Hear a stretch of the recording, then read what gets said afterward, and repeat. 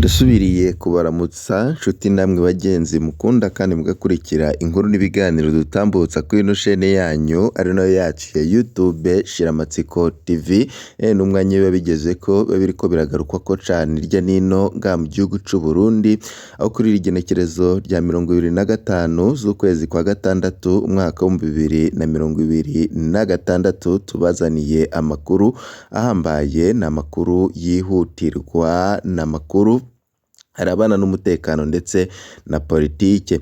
Nyuma y'inkuru twaraye tubahaye y'icete rikomeye cane Perezida Evariste Ndayishimiye yoba yaranditse rikura mu mabanga General Prime Niyongabo bivanye n'indyane zigize iminsi ziraba hagati ya Perezida Evariste Ndayishimiye ndetse na General Prime Niyongabo, kugene Perezida Evariste Ndayishimiye ngaja muri RDC kwirebera amafaranga y'abasirikare barungitswe n'u Burundi. Neva arungika abasirikare nk'abacangero. General Prime Niyongabo ni kenshi yagiye agaragaza yuko adashaka yuko abasirikare b'u Burundi babandanya guhonera muri Repubulika Iharanira Demokarasi ya Kongo, bivanye nuko amafaranga ava muri izo ntambara ngo yoba aja mu mufuko wa Perezida Evariste Ndayishimiye wenyine, kandi niyo mpamvu ayo mafaranga aza mu mavarisi aturutse muri Repubulika Iharanira Demokarasi ya Kongo, canke Perezida Felix Antoine Tshisekedi umunywanyi wa Perezida Evariste Ndayishimiye akaba ari we ayazana amavarisi ayakuye muri RDC ayazana mu Burundi, ibituma Perezida Evariste Ndayishimiye yose ashirira mu mufuko wiwe bamwe mu bajenerali ndetse cane cane urongoye ibiro bikuru by'igisirikare c'u Burundi General Prime Niyongabo akabazwa n'ukugene Perezida Evariste Ndayishimiye yishe igisirikare c'u Burundi, no kuri ubu ngubu igihugu akaba yaracyoretse mu myaka 6 eze arongoye kino gihugu. Hakaba hari amakuru menshi avuga ukugene ngo mu byo bariko barapfana General Prime Niyongabo ari uko Niyongabo atashimye ukugene Perezida Evariste Ndayishimiye n'umugambwe CNDD FDD basubiye kufifika maze bakagena Perezida Evariste Ndayishimiye ikiringo ca kabiri ko ari we nyine azaserukira umugambwe CNDD FDD. Byabandanije bitera icuka kibi hagati y'igisirikare ndetse na Perezida Evariste Ndayishimiye, maze bihera Perezida Evariste Ndayishimiye atumije inama giturumbuka nshingamateka, maze abashingamateka bamwe baritaba abandi babangira iyo ngingo. Iyo nama bivuga yuko yoba yarigamije gukura General Prime Niyongabo canke kuvyemeza, aho kuri ubu ngubu bamwe mu bihangange vyaje kurangira bakariye Perezida Evariste Ndayishimiye cane, bamubwira yuko agomba kubangira iyo ngingo, ariko nanone Ndayishimiye akaba yakaze cane avuga yuko General Prime Niyongabo ari umwangushi agomba kumukura muri ico kibanza. Kuri ubu ngubu akaba yarajeje no kuba yaratoye uyundi agomba kumusubirira, uyo nawe nta wundi ni General Jules Ndihokubwayo aserukira u Burundi mu gihugu ca Uganda. Muri kano kanya rero tugiye kugaruka ku makuru ahambaye cane avuga ukugene amatora y'umwaka wa 2027 ategekanijwemwo imvururu zikomeye cane.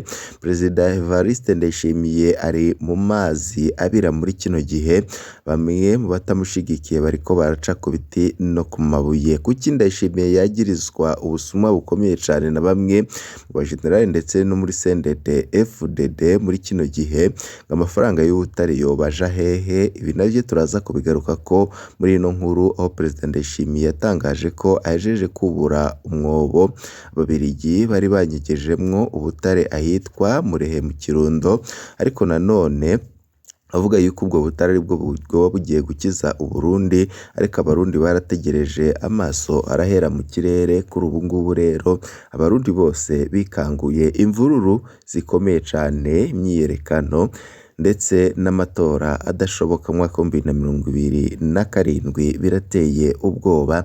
Reka byinshi tubigaruke ko muri ano makuru twabiguteguriye. Nimba utaravyonda kuri sabone canke se subscribe, wakoresha kano karyo gafyonda ko kugira ngo uzurabana natwe mu nkuru n'ibiganiro twatambukishije kuri no shene yanyu ari no yacu ya YouTube Shiramatsiko TV. Mbere yuko tugaruka ku bijanye na raporo yasohowe n'ishirahamwe rivuga yuko hategekanijwe imvururu zikomeye cane mu matora y'umwaka w'2027 muri iki gihugu c'u Burundi, reka tubanze tugaruke ku mafaranga y'ubutare abarundi boba barayobewe iyo ariko araja. Muri iyi myaka ibiri ntavyo tutumvise muri Mukakaro umwaka w'2024. Twibutse yuko Perezida Evariste Ndayishimiye yatangaje ko ahejeje kubura umwobo ababirigi banyegejemwo ubutare ahitwa Murehe mu Kirundo. Amaze guharura uko ubwo butare bungana n'agaciro kabwo, Ndayishimiye yemereye abarundi ko umuhero w'isi uzorinda ushika abarundi barya. Yari yavuze ko mu mezi atandatu gusa ubwo butare buzoba bwahinduye ibintu mu Burundi. Kuva ico gihe twarabonye Ndayishimiye yifotoza mu myobo y'ubutare, twaramubonye yifotoza ku bwoko bwose bw'amabuye, twaramubonye yifotoza imbere y'amakamyo ashoye ubutare. Yaratubwiye ko ubutare bugiye kuba imoteri y'imbonakazoza y'Uburundi bwisununuye mu mwaka w'2040, hama bukaja mu murwi w'ibihugu biteye imbere mu mwaka w'2060. None amafaranga ava muri ubwo butare ariko araja he? Ibiharuro vya Alain Ndikumana birateye ubwoba. Igihe yariko yerekana amafaranga leta y'u Burundi izokoresha mu mwaka w'ikori, umwaka w'2026, umwaka w'2027, abakenguza amateka basavye umushikiranganje Alain Ndikumana ajejwe ikigega ca leta kubereka vy'ukuri amafaranga ava mu gisata c'ubutare uko angana. Ibiharuro yatanze bimeze gutya bifatiye ku myaka y'ikori. Umwaka w'2021, umwaka w'2022 hari hitezwe hafi imiliyaridi 14, hinjiye imiliyaridi 4 zirenga gato, urugero rwa 33.2%. Umwaka w'2022 na 2023 hari hitezwe hafi imiliyaridi 15, hinjiye hafi imiliyaridi 4 gusa, urugero rwa 26.1%.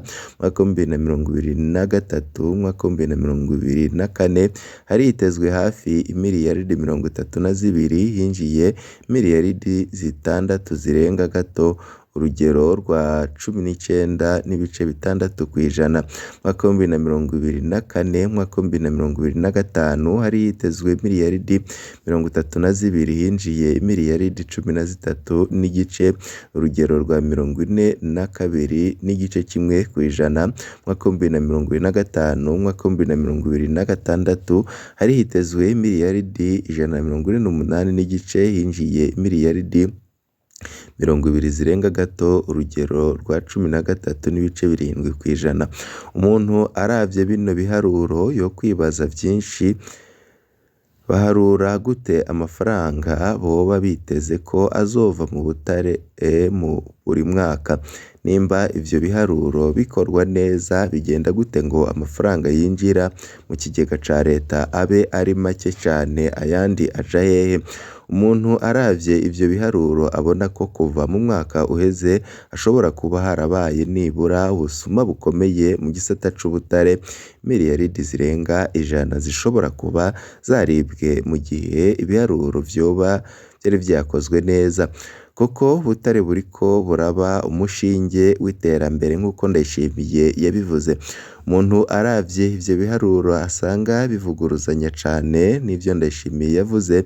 Bigenda gute ngo leta itegura gukoresha imiliyaridi zirenga 400 ikaba yiteze imiliyaridi 140 gusa mu butare, hanyuma ikaza kubesha abarundi ko ubutare ari bwo nyine bokwizera ko bugiye gutungisha igihugu? Ibi biharuro vyerekana ko Ndayishimiye arondera kurotesha abarundi mu kubemerera ibitabaho. Yamara iki gisata kirimwo ibinyegezwa vyinshi cane, turafise amasoko mu gisirikare yemeza ko hafi kompanyi y'abasoda yarungitswe na JIDE muri Repubulika Iharanira Demokarasi ya Kongo kwimba inzahabu n'ubundi butare, kandi izi zahabu zirinjira ku bwinshi mu Burundi, none amafaranga yazo yobaja hehe? Umumenyeshamakuru wa Yaga Burundi aherutse kubaza Perezida Ndayishimiye impamvu mu butare bushorwa hanze inzahabu zitabonekamwo cane, Ndayishimiye yishuye ko inzahabu zoroshe kwiba. Mu bimba inzahabu birazwi rwose ko hariho abakorana cane cane na Evariste Ndayishimiye, none inzahabu zibwa zoba zibwa nande? Ni ibintu bikomeye cane. Ndayishimiye ariko aradomwa ko urutoki, ni mu gihe hariko haravugwa n'andi makuru menshi twari twabwiye mu ntango bijanye n'imvururu zitezwe mu matora y'umwaka uza 2027. Ndayishimiye ari mu mazi abira, abasirikare baramaze kwigaburamwo imirwi nka myinshi muri CNDD FDD yarigabuyemwo, bamwe barashigikiye Ndayishimiye abandi bariko baramuvumera amate. Muri kano kanya hari amakuru n'amasoko atandukanye avuga yuko imyigaragambyo canke imyiyerekano n'imvururu zikomeye cane zoba zigiye kwaduka muri iki gihugu c'u Burundi. Bamwe n'abandi babona yuko abarundi bakagombye kuba maso. Ishirahamwe ry'umuhisi Kofi Anani riragabisha amatora y'umwaka wa 2027 ashobora kubamwo imvururu zikomeye. Raporo y'ishirahamwe Kofi Anani Fondation iherutse gusohora urutonde rw'ibihugu vyimirije amatora mabi mu mwaka wa 2026, mwaka wa 2027. Raporo ishira Uburundi mu bihugu bitanu vya mbere aho amatora ashobora kuzobamwo ivyago vy'akamaramaza. Ishirahamwe Kofi Anani Fondation ryakoze urwo rutonde ryisunze ico bise Election Vulnerabilité Index, ni ukuvuga ibimenyetso bihasanzwe vyerekana icuka gitegerezwa kuzoranga amatora yimirije. Ico gicapo ca Election Vulnerabilité Index cashize Uburundi mu kibanza ca gatatu ku manota 88.6, mu gihe mu kibanza ca mbere haza igihugu ca Nicaragua ku mwanya wa 88.3. Ku bwa Kofi Anani Fondation, amatora buca aba muri ibi bihugu azobamwo ibintu biteye ubwoba. Raporo itunga agatoki ku mbonerakure, inzego z'umutekano hamwe n'abategetsi bariko baranyinyurana muri kino gihe aya matora nyine yimirije.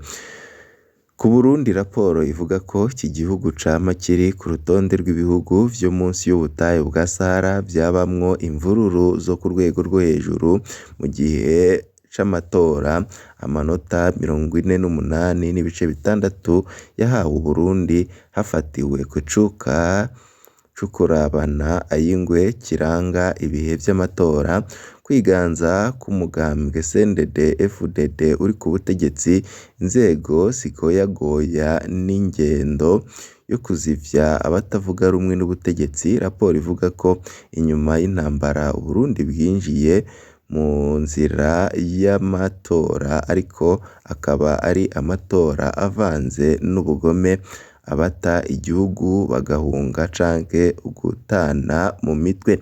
Raporo ya Kofi Anani Fondation irashimika ku rwaruka rw'imbonerakure rufise uruhara rukomeye cane mu gutera akajagari mu bihe vy'amatora.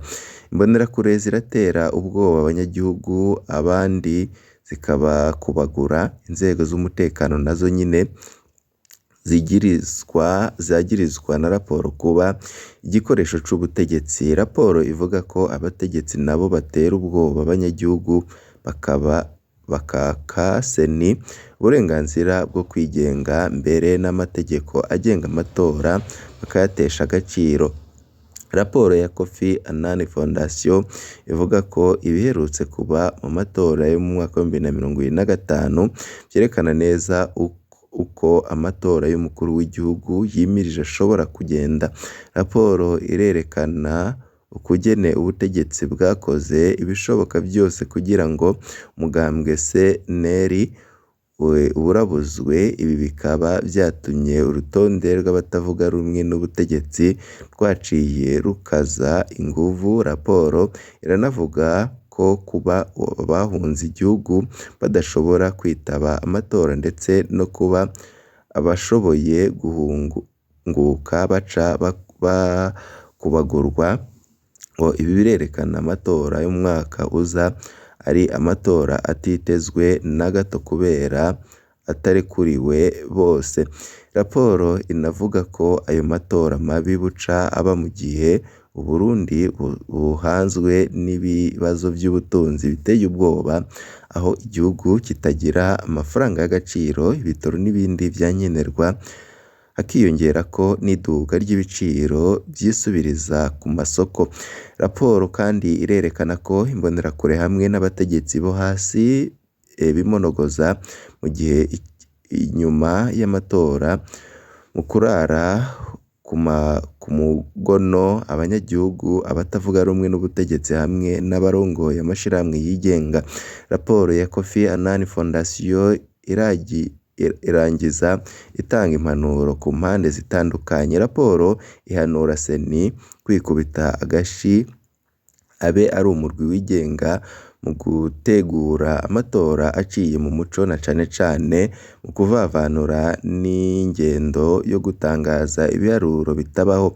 Raporo ihamagarira ubutegetsi gushigikira amashirahamwe yigenga n'ibimenyesha amakuru mu kazi kabo na cane cane mu kubaha umwidegemvyo wo kudoma ko ahari utunenge.